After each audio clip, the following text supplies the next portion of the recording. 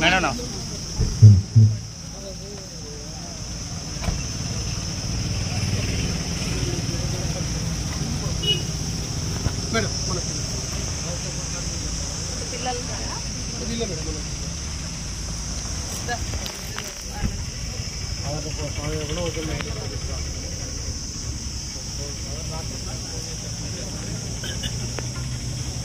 Devkant sir నమస్తే. Good morning అయ్యా. నమస్కారం. ఏంటంటే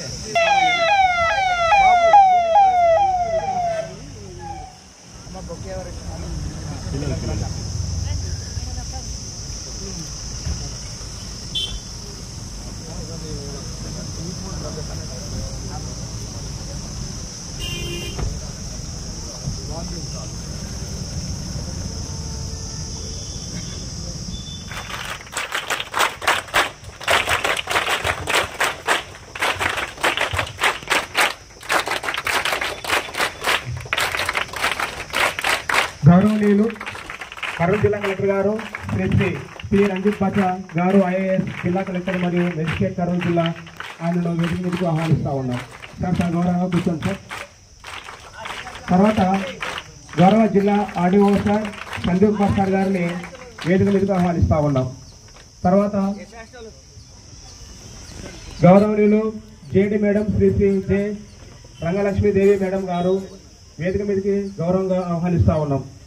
తర్వాత వెల్దుర్తి ఎంఆర్ఓ గారు శ్రీ చంద్రశేఖర్ వర్మ సార్ గారు వేదిక మీదకి గౌరవంగా ఆహ్వానిస్తూ ఉన్నాం.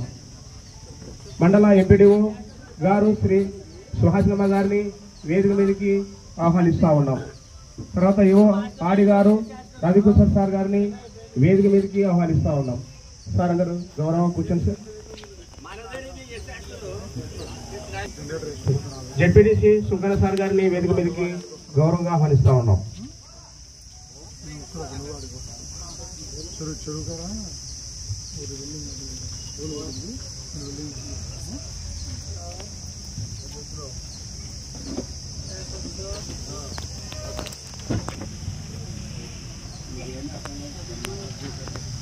Christian Shri doctor Ambedkar sir గారి పటమునకు పుష్పమాల అలంకరణ కార్యక్రమం,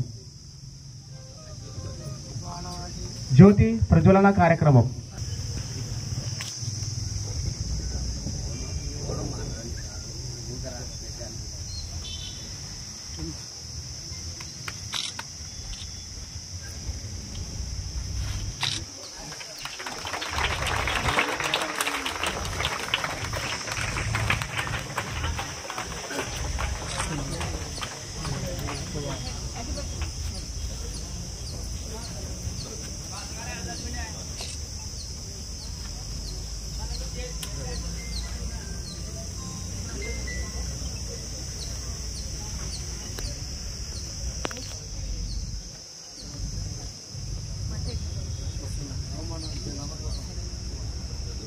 ఇప్పుడు పుష్పమాల అలంకరణ కార్యక్రమం.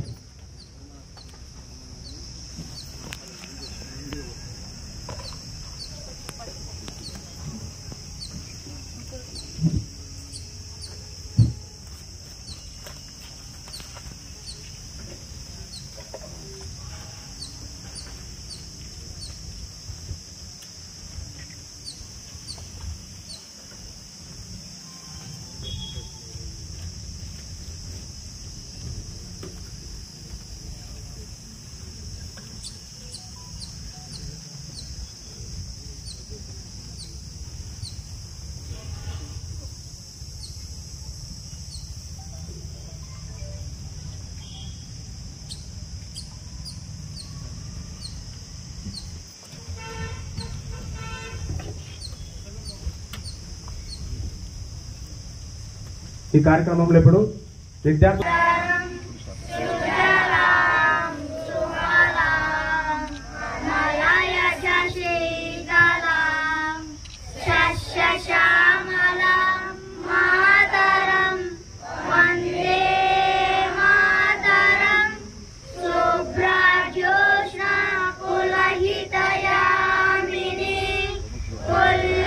Sumita, Sumadura Shumini, Suhas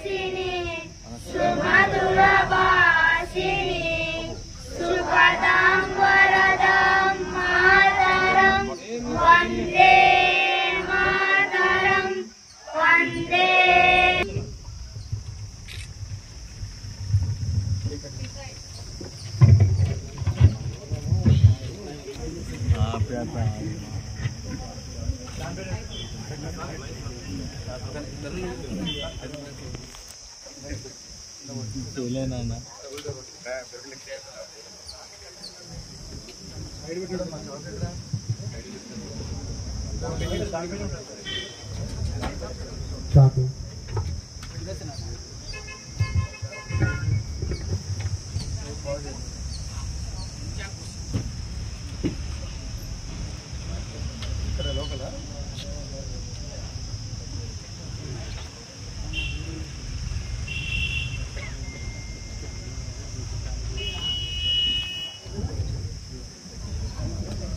MEO సార్ని వేదికను అలంకరించవలసి కోరుతా ఉన్నాం.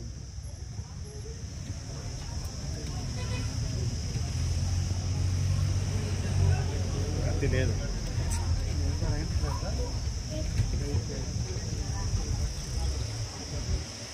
కేక్ కూడా ఇచ్చాడు అక్కడ.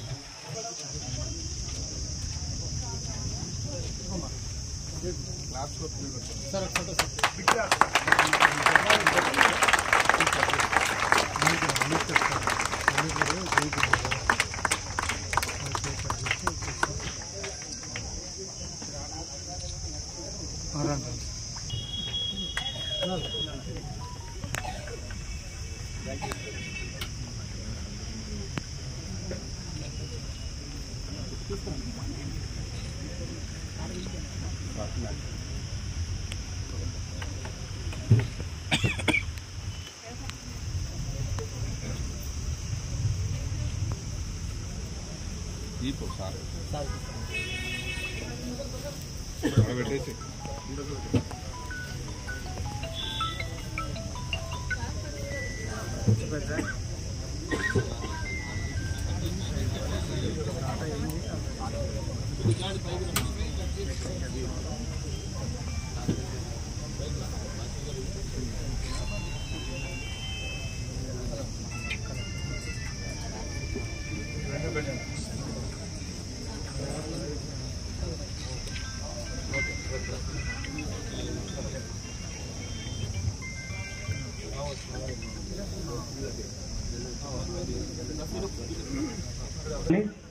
వాళ్ళందరూ కూడా ఉన్నత పదవులు అధిరోహించారు. వాళ్ళ పేర్లు కొంచెం చదువుతానే.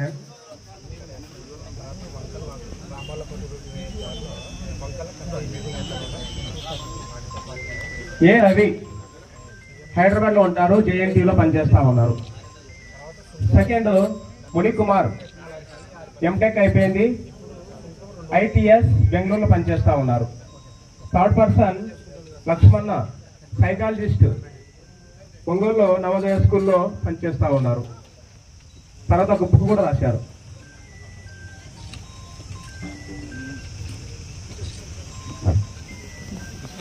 తర్వాత లక్ష్మీ కాంతారెడ్డి ఎంబీబీఎస్.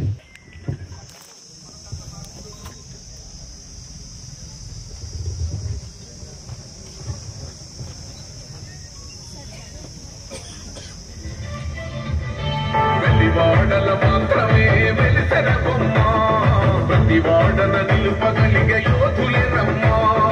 ఒక వాడకి పరిమితమా అంబేద్కరుడు, ప్రతి వాడికి హక్కులను పంచిన వాడు. తను రాసింటూ రాజ్యాంగం దేశం కోసం, తను చేసింటూ పోరాటం అందరి కోసం. తను రాసింటూ రాజ్యాంగం దేశం కోసం, తను చేసింటూ పోరాటం అందరి కోసం. చీకటిని తరివేసి వెలుగైనాడు.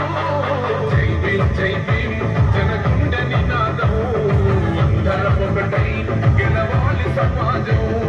జై భీమ్ జై భీమ్ ఒక యుద్ధ నినాదం, అందరి కోసం అది కోరు ప్రవాహం.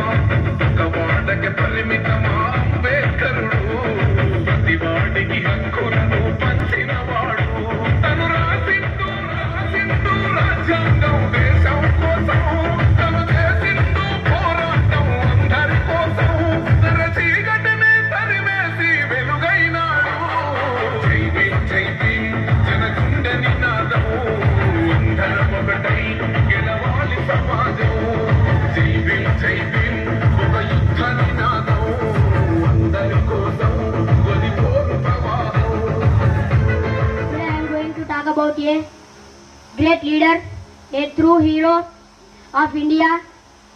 He is none other than Dr. B.R. Ambedkar. Dr. Bhimrao Ramji Ambedkar, also known as Baba Saheb Ambedkar, was a very wise and brave man. He was born on April 14, 1891 in a poor family. Life is very hard for him, and he faced a lot of unfair treatment because of his caste. But he never gave up. He studied very hard and became one of the most educated people of his time. He went to big universities in India and England and even America. He became a lawyer, economics, and a great teacher. Equality and justice for everyone. Dr. Ambedkar believed that every person, whether rich or poor, boy and girl, deserves the same rights and respect. He fought against untouchability and wanted everyone to live with dignity. He is called father of the Indian Constitution because he was the main person who wrote our country's most important book, the Constitution of. And 18 days lo frame cheyadam jarigindi. Dr. B.R. Ambedkar is a good leader, social activist, and also a lawyer. He didn't only fought about Dalit upliftment, but also early India lo manakunna number of issues meeda fight chesaru. Andulo major ga gender bias, child marriages, ila number of issues meeda fight cheyadam jarigindi. And ఇప్పుడు పిల్లలు చెప్పినట్టు everyone has to know the early life of Dr. B.R. Ambedkar, and అలానే ఆయనకి 11 భాషలు fluent గా వచ్చు. And he was a person who has a PhD in abroad in the early India. And thank you everyone. Before closing this, I just want to give a quote which was given by Dr. B.R. Ambedkar. ఎందుకంటే ఈ అంబేద్కర్ 1897 సంవత్సరంలో మౌ అనేటువంటి గ్రామంలోన మరి ఒక పేద కుటుంబంలో మరి జన్మించినటువంటి వ్యక్తి. మరి ఈయన మరి చిన్ననాటి నుంచే, ఎందుకంటే పేద కుటుంబమే, చదువుకోవడానికి కూడా కష్టమే. ఆ రోజుల్లో ఎలాంటి కూడా సౌకర్యమైనటువంటి కూడా లేనటువంటి పరిస్థితి. అలాంటి పరిస్థితుల్లో కూడా ఆయన పాఠశాలకు మరి వెళ్ళి మరి పాఠశాలలో, ఎందుకంటే అప్పుడు చదువుతున్నటువంటి సమయంలో బ్రిటిష్ వారు ఉన్నటువంటి పాఠశాల మరి మేధావి అవుతాడని కూడా మరి ఆ రోజుల్లో భావించడం కూడా జరిగింది. అయితే ఈ అంబేద్కర్ గారు మరి ఆ చదువులు చదువుతూ ఉన్నతమైనటువంటి చదువులు చదువుకుంటూ మరి ఆయన మరి ఎందుకంటే ఒక దళిత నాయకుడు, దళితుడు మరి మరి ఆయన పైకి రావడం అంటే కూడా చాలా సంతోషకరమైనటువంటి విషయమే. ఎందుకంటే ఆ రోజుల్లో మరి బ్రిటిష్ వారు పరిపాలన చేసినటువంటి సమయంలోన ఈ దళితులంటే కూడా మరి మరి వచ్చి పైకి రానిచ్చేటువంటి వారు కాదు. అంతేకాకుండా వారికి ఎట్లా ఎవరికైతే ధనవంతులు ఉంటారో వారికి మాత్రమే ఎక్కువ ప్రిఫరెన్స్ వచ్చేటువంటిది ఇచ్చేటువంటి వారు. అయితే అవన్నిటి కూడా అధిగమించి అంబేద్కర్ గారు ఒక ఉన్నతమైనటువంటి స్థానంలో మరి కలిగినటువంటి విషయము మనకందరికీ తెలుసు. అయితే ఈ అంబేద్కర్ గారు మరి అనేకమైనటువంటి పదవులను అలంకరించడం కూడా జరిగింది. అంతేకాకుండా ఆయన ఒక ఉపాధ్యాయ వృత్తిలో ఉంటూ తర్వాత ప్రొఫెసర్గా అనేకటువంటి కళాశాలలో మరి విద్యను ప్రొఫెసర్గా పాఠాలు చెప్తూ, అలాగనే రాజకీయంలో కూడా ఆయన మరి రావడం జరిగింది. అయితే ఆయన 1900 మరి ఆయన ఈ ఉన్నతమైనటువంటి పదవుల్లో న్యాయశాఖ మంత్రిగా కూడా పదవిని అలంకరించినటువంటి జేడీ సోషల్ వెల్ఫేర్ గారు, ఆర్టీఓ గారు, మరియు హాస్టల్ విద్యార్థులు, పిల్లలు, విలేజ్ ప్రజలందరికీ, మీడియా మిత్రులందరికీ కూడా నా హృదయపూర్వక నమస్కారాలు. ఈరోజు భారతదేశం అంతా కూడా, అలాగే ప్రపంచవ్యాప్తం అంతా కూడా డాక్టర్ బిఆర్ అంబేద్కర్ గారి జన్మదినాన్ని మనం జరుపుకుంటున్నాం.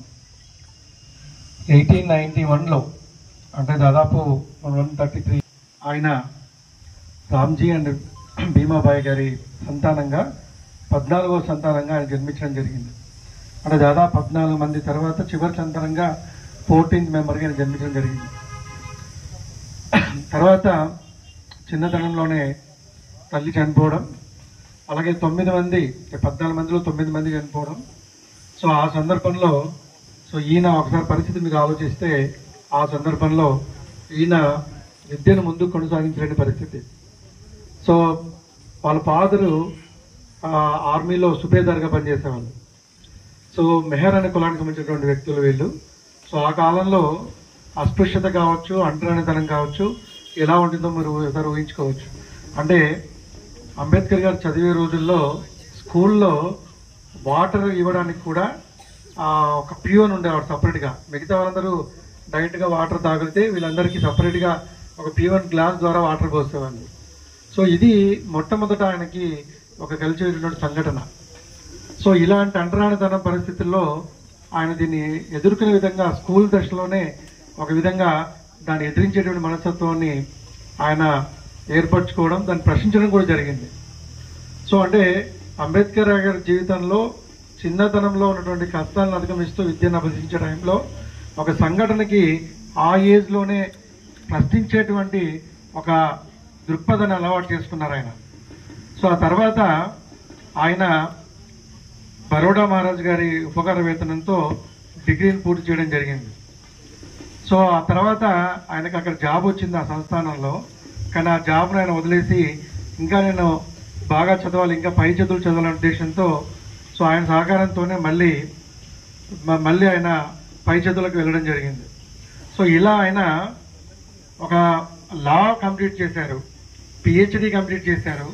అండ్ డిఎస్సీ అప్పట్లో ఒక డిగ్రీ పట్టాలాగా, అంటే పిహెచ్డి పట్టాలాగా లండన్, కొలంబియా విశ్వవిద్యాలయాలకు వెళ్ళి ఆ టైంలో, అంటే 1915-16 ఆ టైంలో ఇక్కడ నుంచి బయటికి వెళ్ళి విదేశాల్లో చదివి, అటువంటి అంటరానితనం ఉన్న పరిస్థితుల్లో బయటికి వెళ్ళి చదివి, సో తిరిగి వచ్చి ఆయన పోరాటం మొదలుపెట్టారు. అంటే ఎవరి కోసం? సో ఈ అస్పృశ్యత, అంటరానితనాలు ఏవైతే ఉన్నాయో ఈ సమాజంలో ముందు వీటిని రూపుమాపాలి, అందరూ సమానంగా ఉండాలి అనే నానుడి తీసుకుని ఒక విధంగా ఆయన ఎలా చేశారంటే, ఇమ్మీడియట్గా బారిస్టర్ కంటే ముందు, అంటే న్యాయవాదుడు చేపట్టే ముందు అధ్యాపకుడిగా, ఒక ఆర్థికవేత్తగా సో ఆయన పోరాటాన్ని స్టార్ట్ చేశారు. సో దీంట్లో బోధించు, సమీకరించు అని పోరాడు. ఇది సెకండ్గా మీరు గుర్తుపెట్టుకోవాల్సింది. ఒకటి, ప్రశ్నించే విధానం, అంటే ఏదైనా అన్యాయం జరుగుతున్నప్పుడు ప్రశ్నించడం. రెండవది, నీ చుట్టుపక్కల ఎవరైతే అవేర్నెస్ లేని వాళ్ళు ఉంటారో వాళ్ళకి బోధించాలి, వాళ్ళందరినీ కలిసికట్టుగా ముందుకు తీసుకెళ్ళాలి. సో వాళ్ళని తీసుకెళ్లడమే కాదు, ఇటువంటి సాంఘిక దురాచారాల మీద పోరాడాలి అన్నటువంటి ఈ నానుడితో ఆయన ఈ సమాజంలో ఉన్నటువంటి వాటి మీద పోరాటం స్టార్ట్ చేశారు. ఆయన వెంట చాలా మంది నడవడం జరిగింది. సో ఇలా జాతీయ ఉద్యమంలో కావచ్చు, అలాగే నేషనల్ కాంగ్రెస్లో కూడా కావచ్చు, అలాగే ఒక పక్క చదువు, ఒక పక్క న్యాయవాద వృత్తి, ఒక పక్క పాలిటిక్స్, ఈ మూడింటిని లో కూడా ఆయన అగ్రగామిగా వెళ్ళడం జరిగింది. సో ప్రభుత్వం ఏర్పడిన తర్వాత కూడా, భారతదేశ ప్రభుత్వం ఏర్పడిన తర్వాత కూడా మొట్టమొదటి కేంద్ర న్యాయశాఖ మంత్రిగా పనిచేయడం జరిగింది. ఇంతకంటే ముందు మనందరం చెప్పుకోవాల్సింది, ప్రతి మతానికి ఒక పవిత్ర గ్రంథం ఉంటుంది. ఇండియన్స్ అందరికీ కూడా పవిత్రమైన గ్రంథం ఏంటంటే కాన్స్టిట్యూషన్, భారత రాజ్యాంగం. ఈ కాన్స్టిట్యూషన్ ని రాసింది ఎవరు?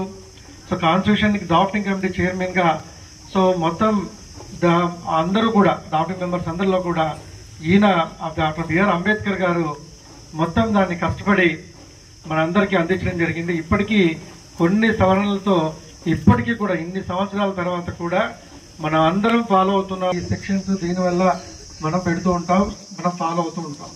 సో ఫండమెంటల్ రైట్స్ కావచ్చు, ఆదేశ సూత్రాలు కావచ్చు, అలాగే మన విధులు కావచ్చు, ఇవన్నీ కూడా పొందుపరచడమే కాకుండా ఒక విధంగా రాష్ట్రపతి గారు, అలాగే గవర్నర్ గారు, ఈ కలెక్టర్ వ్యవస్థలు, అన్ని వ్యవస్థలు కూడా కంప్లీట్గా రాజ్యాంగంలో ఆ రోజు రాసినవే. సో ఈరోజు మన అందరూ అనుభవిస్తున్నటువంటి సమాన అవకాశాలు ఏవైతే ఉన్నాయో ఇవన్నీ కూడా ఆయన ఆ రాజ్యాంగంలో పొందుపరచడం, ఆయన దార్శనికతకు ఇవన్నీ కూడా ఉదాహరణలు.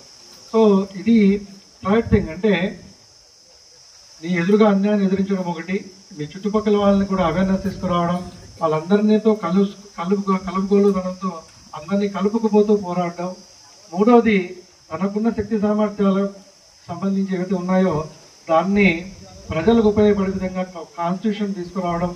సో దీని తర్వాత చివరికి ఆయన మతపరంగా, రిలీజియస్ పరంగా, ఆధ్యాత్మికంగా కూడా బౌద్ధ మతాన్ని స్వీకరించడం. సో మతం ఎలా ఉండాలి, సో ఎలా ఆధ్యాత్మికంగా ఎలా ఉండాలి, స్పిరిచువల్గా మన చివరిలో లైఫ్ ఎలా డీల్ చేయాలన్నది కూడా ఒక విధంగా విద్యార్థి బాల్య దశ నుంచి చివరి దశ దాకా కంప్లీట్గా ప్రతి మనిషికి ఒక ఆదర్శంగా ఆయన జీవితం ఉంటుంది. డెఫినెట్లీ మా అందరికీ ఒక ఇన్స్పిరేషన్, మోటివేషన్. పిల్లలందరికీ దృష్టిలో పెట్టుకొని మీరు కూడా, అది ఏ కమ్యూనిటీ ఏ క్యాస్ట్ అనేది పక్కన పెడితే అందరూ కూడా సో అన్యాయం జరుగుతున్నప్పుడు ప్రశ్నించడం, పోరాటం, సో అలా విధంగా మీరు చదువుకొని ఇతరులను పైకి తీసుకురావడం, వాళ్ళకి ఈ అందరికీ కూడా సమాన అవకాశం వచ్చేటట్టుగా అందరూ వెనుకబడిన వాళ్ళని ముందుకు తీసుకురావడం, వాళ్ళందరికీ తగిన సహాయం చేయడం, ఇది మనకి అంబేద్కర్ గారి జీవితం గురించి తీసుకున్నటువంటి స్ఫూర్తిదాయకమైనటువంటి లక్ష్యాలు. స్టూడెంట్స్ అందరూ కూడా ఈరోజు మీరు బాల్య దశలో, విద్యార్థి దశలో ఉన్నారు. ఇప్పుడు పేరు మర్చిపోయానండి, ప్రతాప్ గారు అక్కడి నుంచి ఇక్కడికి వచ్చారు. సో నేను కూడా ఇక్కడే ఒక హాస్టల్, అంటే కాలోపుగా రెసిడెన్షియల్ స్కూల్లో చదివాను. ప్లీజ్ సిఏ గారు, please welcome, please come. So ఇప్పుడు సిఏ గారు వచ్చారు, ఇక్కడ కూడా హాస్టల్లో చదివి ఈరోజు సిఏగా మేము ముందున్నారు. సో నేను కూడా ఇక్కడ కాలోపుగా రెసిడెన్షియల్ స్కూల్లోనే చదువుకున్నాను, ఇక్కడ ఈ కర్నూలులో. సో అందరూ కూడా మీకు ఆదర్శం. సో బాబాసాహెబ్ అంబేద్కర్ గారు మాకందరికీ ఆదర్శం. సో అందరూ ఆదర్శంగా పెట్టుకొని మీరందరూ కూడా ఉన్నత స్థాయికి వెళ్ళాలి. మీరు కూడా సమాజంలో అభివృద్ధికి, మన దేశాన్ని ముందుకు తీసుకెళ్ళడానికి మీరందరూ కూడా పాటుపడతారని, ఫ్యూచర్లో మీరందరూ కూడా భవిష్యత్తులో చాలా పైకి ఎదగాలి, ఉన్నత లక్ష్యాలు నిర్దేశించుకొని ముందుకు సాగాలని చెప్పేసి కోరుకుంటూ మరొకసారి బాబాసాహెబ్ అంబేద్కర్ గారికి నమస్కరిస్తూ, సో మన దేశం 1990లో ఆయనకి భారతరత్నతో మరణాంతరం ఇవ్వడం జరిగింది. సో అందరూ కూడా ఆయన స్ఫూర్తితో, ఆయన ఆశయాలకి మనందరం పునరంకితం కావాలని చెప్పేసి కోరుకుంటూ పెయింట్ స్టార్ట్ చేస్తాం. ఈరోజు ఈ పెయింట్ కూడా అన్ని కూడా దాదాపు అన్ని హాస్టల్స్ లో రిపేర్స్ కి గవర్నమెంట్ 7 కోట్ల రూపాయలు రిలీజ్ చేయడం జరిగింది. సో వాటితో అన్ని హాస్టల్స్ ని మనం రిపేర్ చేసుకుని రెనోవేషన్ చేసుకుంటున్నాం. సో ఇది ఈ మంత్ ఎండింగ్ కి ఆల్మోస్ట్ అన్ని హాస్టల్స్ లో కంప్లీట్ అవుతుంది. అలాగే బీసీ హాస్టల్స్ కూడా 1.5 కోట్ల రూపాయలు శాంక్షన్ చేయడం జరిగింది గవర్నమెంట్ నుంచి. సో గవర్నమెంట్ తరఫు నుంచి ప్రతి హాస్టల్స్ కావచ్చు, స్కూల్స్ కావచ్చు, ప్రతి విద్యార్థికి సంబంధించినటువంటి మూల్యాంకనం కావచ్చు, అన్ని మనం పకడ్బందీగా చేస్తున్నాం. ఈ సందర్భంగా జేడీ సోషల్ వెల్ఫేర్ గారిని కూడా అభినందిస్తున్నాను. కంటిన్యూస్ గా మానిటర్ చేస్తూ అన్ని కూడా ముందుకు తీసుకెళ్తున్నారు. Thank you. టీచర్స్ లో ఫస్ట్ ప్రైజ్ ఆయనకి. కంగ్రాచులేషన్స్ అఖిల్. అసిన్ 8th class.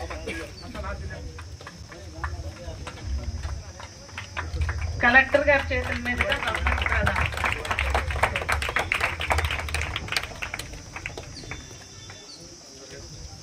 Congratulations. And G Arun 8th class.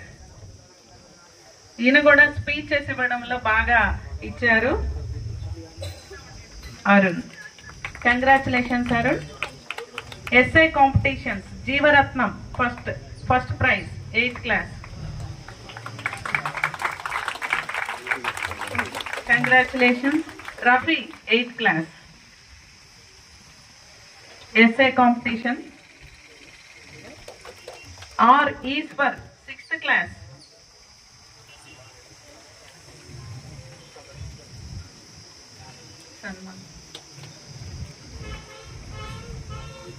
Permanent degree కాలేజీలో బీఎస్సీ కంప్యూటర్స్ చదివాను సార్.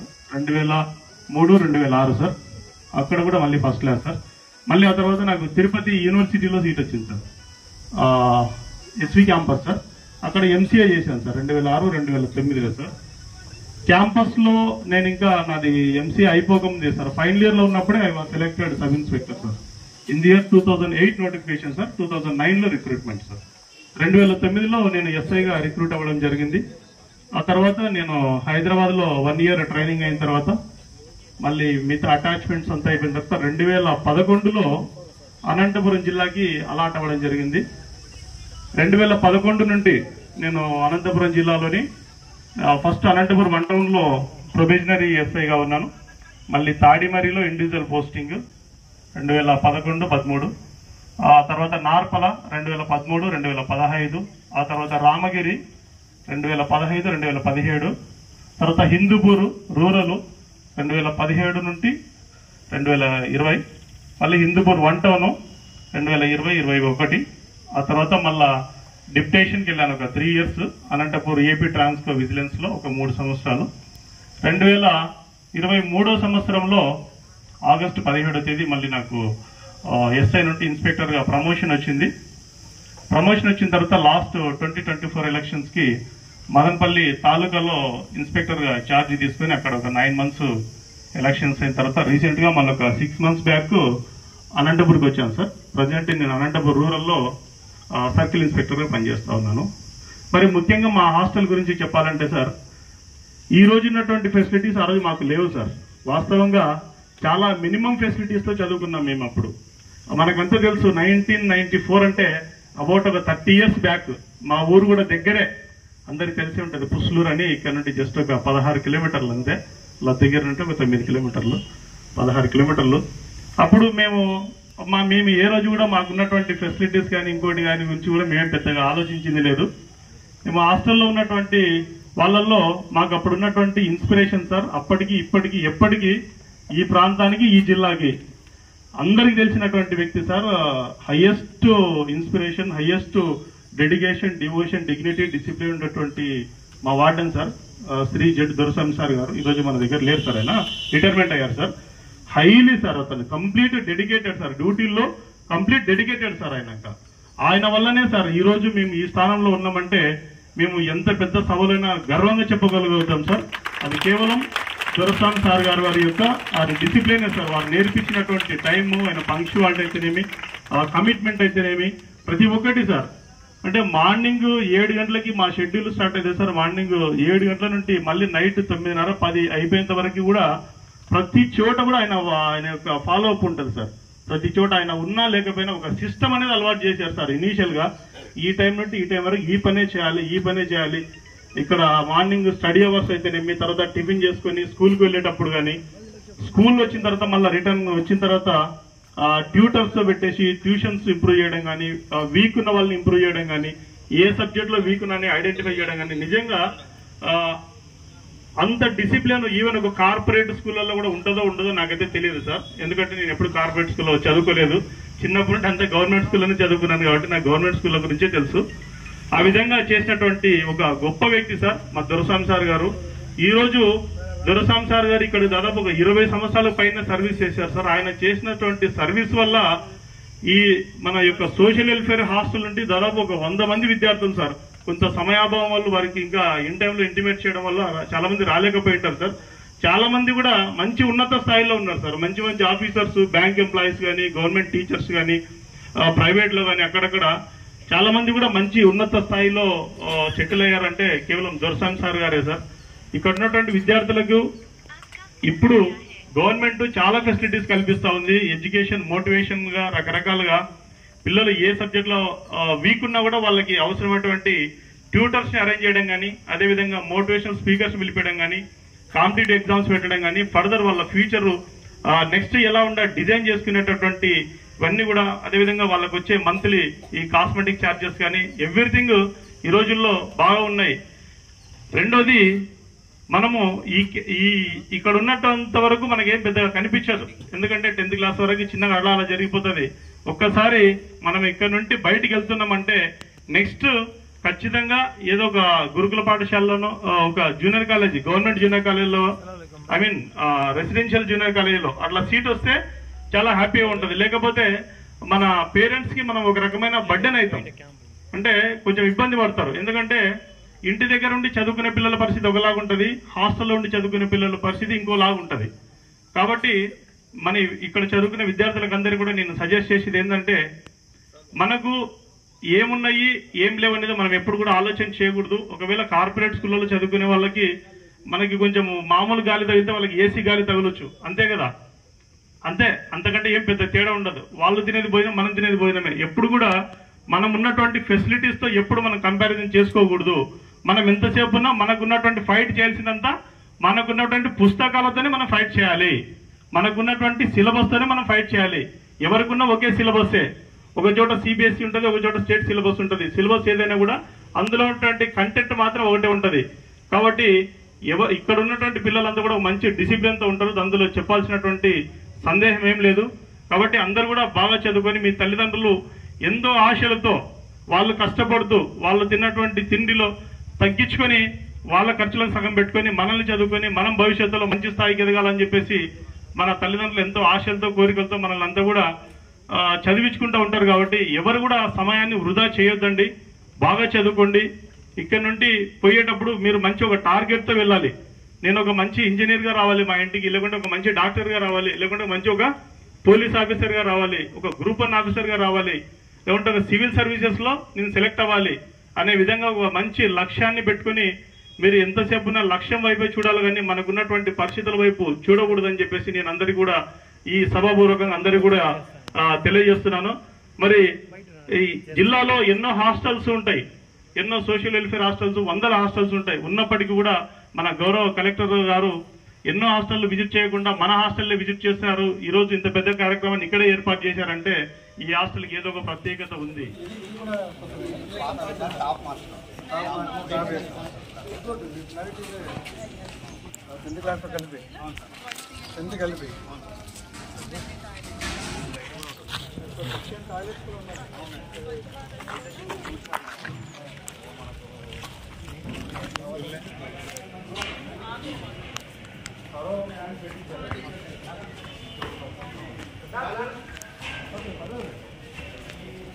మొన్న మనం 5 హాస్టల్లో పెట్టించాం కదా, ఆ రోజు 5 కాలేజీలో పెట్టించాం.